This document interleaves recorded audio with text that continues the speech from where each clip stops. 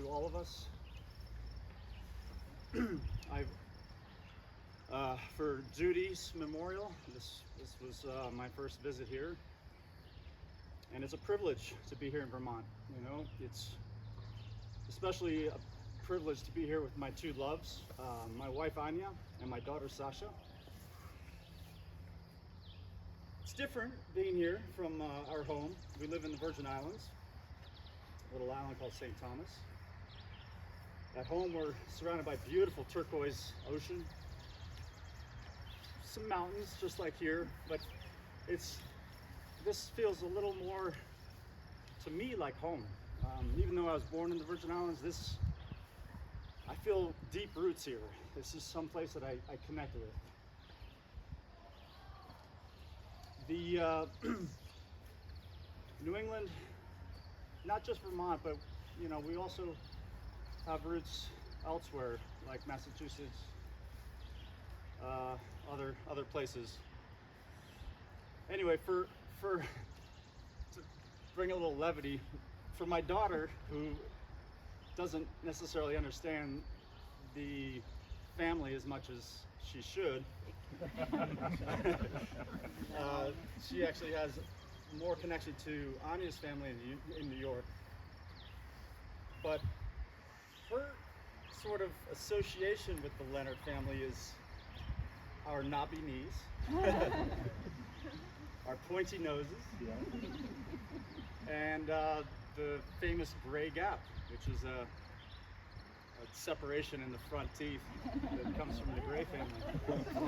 And the funny thing is, she had the largest gap of all. I had one that was fairly big, but hers took the cake.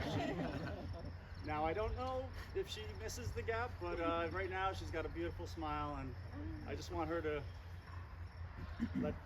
let everybody know that gap is something that we all hold dear. I had it, you know, everybody in this family who else has the gap in this? I got one. You got it? Oh yeah. That's a lot of you this family. Okay. But anyway, You got it. this gathering, I think, is gonna tell the story of the family.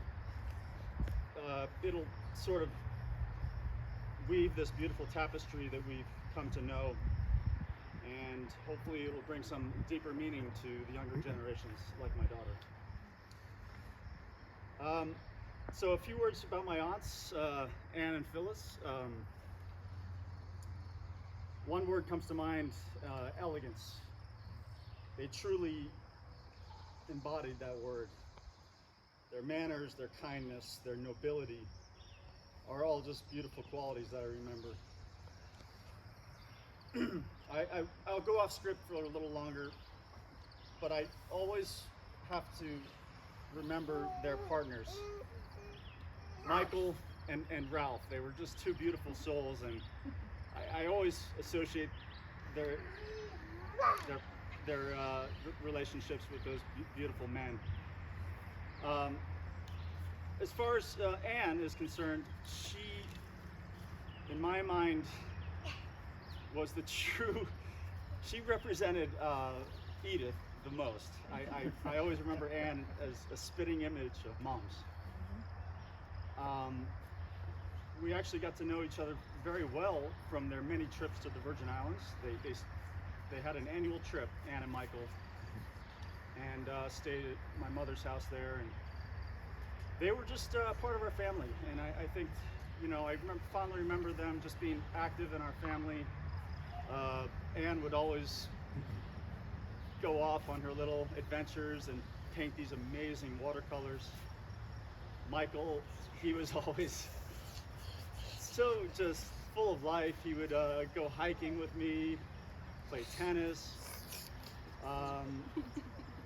In later years, be involved in my mother's horse ranch. So yes, great memories of Anne and Michael. Anne was also very, very gracious, because her and my wife just built this amazing relationship. I'll always remember that. We actually visited the Anchorage, the house in Rumson, and my wife had very great memories of that house and just spending time with them in that lovely part of New Jersey. As far as Phyllis is concerned, I just remember her eyes. These eyes were just full of life. They radiated this beautiful, just depth and love for all things, you know. And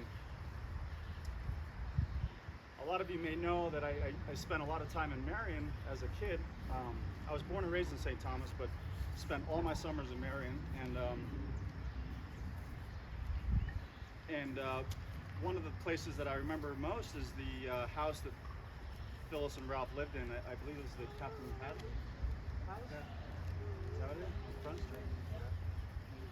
Hadley, right? Amazing. But it was like this living antique, this house. And I just have great memories being there.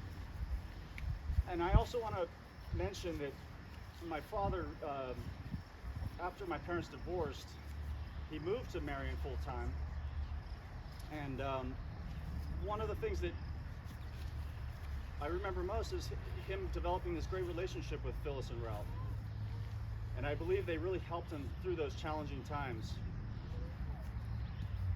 It was just a side of Phyllis and that I think we all understand. She just had this amazing empathy and love for all of us, you know, and I truly will miss both of them, but they will live in our memories for sure. Let me think if there's anything else I want to. Yeah. Well, yeah. Let me get to the Right, we can do more of this. Yes, later. we can do that. Okay, let me get to my mother's little note. It's not terribly long, so let me get straight to it. So she says, "Greetings to all my family. Dear one and all gathered here to celebrate the lives of two amazing women. What a wonderful celebration with so many relatives present. I would have been so happy to join you and catch up after many years. I won't go into details why I cannot be there. Alex can do that. I want you all to know Anne and Phyllis were always there for me, offering support, wisdom, and love throughout my life. I certainly did enjoy seeing Phyllis when she was in Marion and my many visits when she was in Princeton. We had an amazing trip to Europe together. Many a weekend I would spend with Anne in my youth and later enjoyed her annual visits to St. Thomas and Marion. I have no regrets, except in these later years, our only communication was by email and phone. Fortunately, we did keep up until the end. I miss my sisters terribly. We were different, yet got along beautifully. I can't profess to being as wise and understanding, but as your aunt, I am here to lend an ear anytime. I am with you today in spirit and send so much of my love to you all. Aunt Lynn." Okay, well, thank you. Next, We're gonna go together. you got. Okay.